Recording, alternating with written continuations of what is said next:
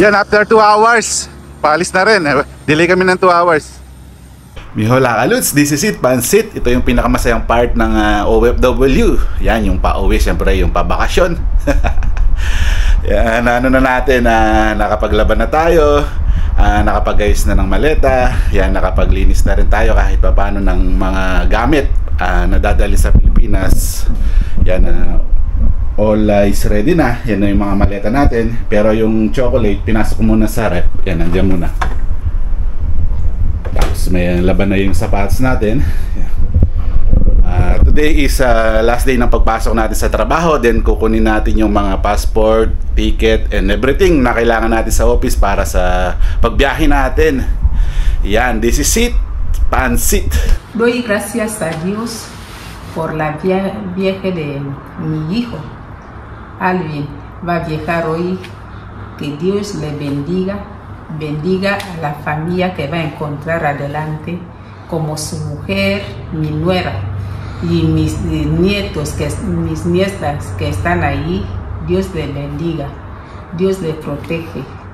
Y yo saludo a Raúl, a Bill, a José, a quien más, a Nino y todos los filipinos que están ahí. Mabuca y filipino. Ako si Mami Juan. Buenas tardes, gentes de Carlton Pinot. Deseo que Alvin de Carlton Pinot buen viaje y que llegue bien con su familia y que esté bien con su familia. Hola a todos, yo me llamo Pilar Celia. Deseo unas felices vacaciones a mi compañero Alvin de Filipinas. Así que saludo mucho a su familia, a su esposa, a sus hijas y esperamos que él vuelva como él ha ido también. Así que felices vacaciones, Alvin. Buenas, Alvin Campo. Te deseo un buen viaje, feliz vacaciones, disfruta bien con la familia y que Dios te bendiga y proteja a la familia. Ambe, bye. Buenas tardes, Carlton Pinot. Soy el compañero de Alvin y te deseo grandes vacaciones y que lo pase muy bien en unión con su familia y que todo le vaya bien en su lindo país, Filipinas. Muchísimas gracias. Gracias. Con Mamudu. Con Mamudu, con Timothy. Tomas. Sí. So yan, nakuha na natin mga kaluts yung lahat ng kailangan natin sa pag-travel, this vacation. Yan, bukas babiyahin na tayong pamalabo. Last day natin ngayon sa trabaho. So heto na ang inihintay natin. Pilipinas pasaporte. Yan, so alis pa natin ng Malabo is Wednesday. So magstay tayo ng isang araw. So ayun, nakuha na natin. Pag nakuha mo na ito, talagang parang makakahinga ka ng maluwag. Dahil ito sa lahat ng OFW, ito yung pinakamasaya. Yan, kayo ba? Ano bang feeling nyo pag nakuha nyo na to, di ba? Para kayo nagtatatalon na sa tuwa. Bago tayo bumiyahe, magsimba muna tayo para ipanalangin na safe flight tayo, mga kaluts.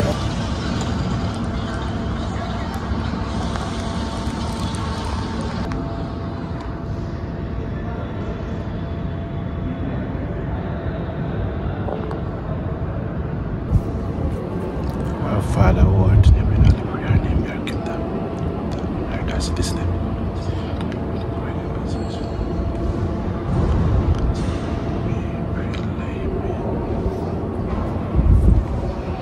Bali, ito pala yung yung simbahan ng katedral dito sa Bata. Yan, tapos na yung misa. Kaka-out lang kasi natin sa work. Tabas muna ng konti kay Wawawa Doreen Lopez from Dominican. Ito bago yung shop nila.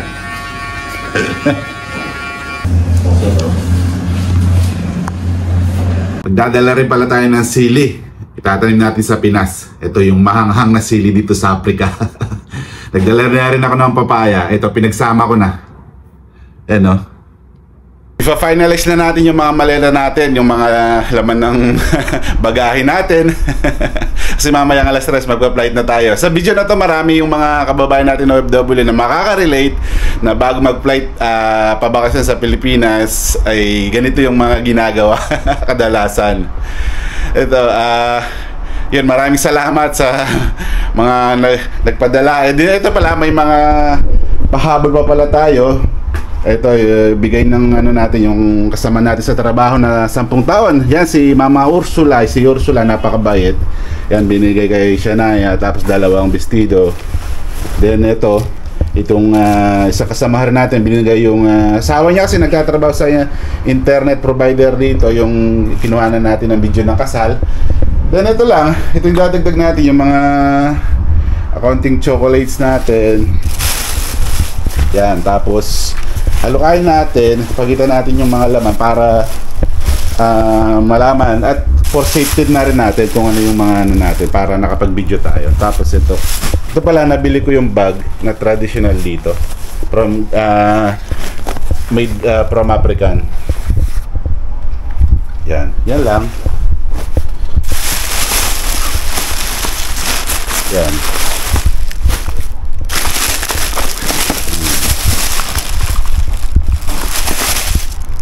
Yan, ito pala bigay ni Ate Joy. Bigay ko daw sa mga anak ko yan. Maraming salamat, Ate Joy.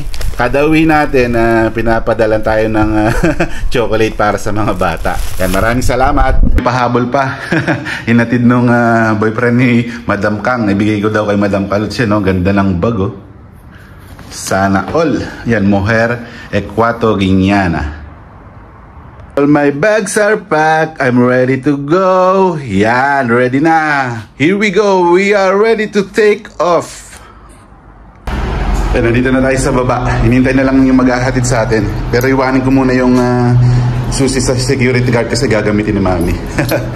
Ito, medyo makulimlim pa naman. Yan, oh, parang ulang pa yata. Hinihintay na lang natin yung sundo natin. Bali mag-stay muna pala ng 1 day sa Malabo. Kinabukasan na yung flight alas 12. Nasa sasakyan na tayo. Papunta tayo ng airport ng bata.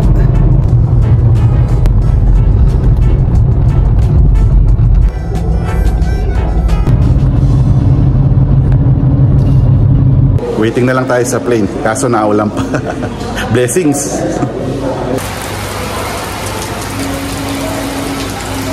Medyo delay yung flight kasi maulan. Alis ka kalapag ng aeroplano sa saya namin. Mga 2 hours yung delay. Yan, after 2 hours paalis na rin. Delay kami ng 2 hours. 11C.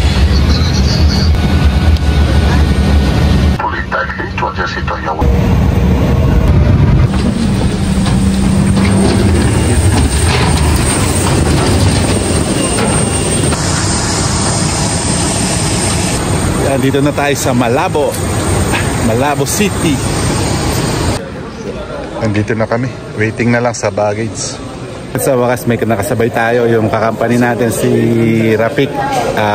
Kakampani namin, kagaya ko rin natin yung sa amin ito.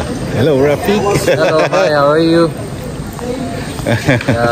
We're traveling together. Yeah, we are greeted. We want to greet from Bangladesh. Yes, from Bangladesh. Hello everyone too. Okay, thank you Rafik. Ito na yung sundo namin. Alas 8 na ng gabi. Si Santi boy. So yan, papunta na kami sa accommodation. Yan, sa wakas dito na kami sa accommodation ng company rin namin dito sa Malabo, sa yan, EGTC. First time ko lang din kasi makapunta rito ngayon eh. Dati kasi ibang lugar yung pinagpupuntahan namin. Sa wakas, tagal lang hinintay natin. Gutom na tayo sa kakalantay. Yan, so bukas daw 9:30 AM kami susunduin kasama yung Bangladesh na kasama ko. Nasawa niya Chinese. So yan, kasi nabago na yung sistema. 1 day before ng flight, mag-stay na kami dito sa capital, sa Malabo. Yan, okay naman pala. Maganda naman pala yung room. Yan, may 2 rooms waiting. So Rafik, your first time also here, no? You first time also here? Yes, I'm here first time. Before I go, old one. This is new. Yeah, this is a new one. Yeah. We have here how we will eat. we have to order. Okay. No, here I saw here we have password. Then we have the number of restaurant. Yan, everything. So ayos din pala. Ito yung mga room. Isang araw lang naman. Papalipas, bukas susunduin na. Ito, 2 room sakto. Buti may kinakasabay tayo, di tayo mainip. Wow, violet yung CR. So, check muna natin yan. May pangkape pala. Tapos dito check natin yung kitchen. Kung may mga gamit din. Ayun, may mga gamit din pala, oh. Panglinis. Pero di tayo maglilinis. Di tayo maglalaba. Ito, may mga tubig. May mga baso. Yan, tapos siguro CR to. Ay, sarado. Yan. Okay naman pala. So, hindi naman na kami napagod sa biyahe. 45 minutes lang naman. Kaya lang yung pag-aantay dahil maulan. Ang tagal lang inintay kasi supposed to be boarding 4:30. Mga dapat aalis yun, mga before 5, ganun. Tapos nakaalis na lang mga 6:45. Tapos nakarating kami dito mga 7:30 na, 45 minutes yung biyahe. Kaya okay na din. Bali ngayon lang kasi naulit-ulit yung ganitong style na one day before ng flight ay mag-stay. Di kagaya dati ay diretsuhan kami pag galing sa airport ng Bata, papunta na kami ng Malabo to Addis, gano'n ang dati. Pero ngayon parang ganito na ulit yung schedule para kasi ang dahilan ay iwan lagi late dito yung sa local flight tapos yung international flight na iwan. Kaya sayang yung rebooking. Kaya ngayon gumawa na lang sila ng ganito dito na lang sa accommodation. So binigyan na lang kami ng pangkain, nagmamadali na rin kasi yung nagsundo, sobrang late na. Halos kompleto naman pala dito. Yan, kaka-order lang namin. Yan, naka-order na kami. 25 minutes daw. May charge ang delivery din. Yan, after natin kumain, magpahinga. Then mag-relax, mag-ready tayo sa travel for tomorrow. Yan, mga kaluts. See you on next travel natin. Abangan nyo.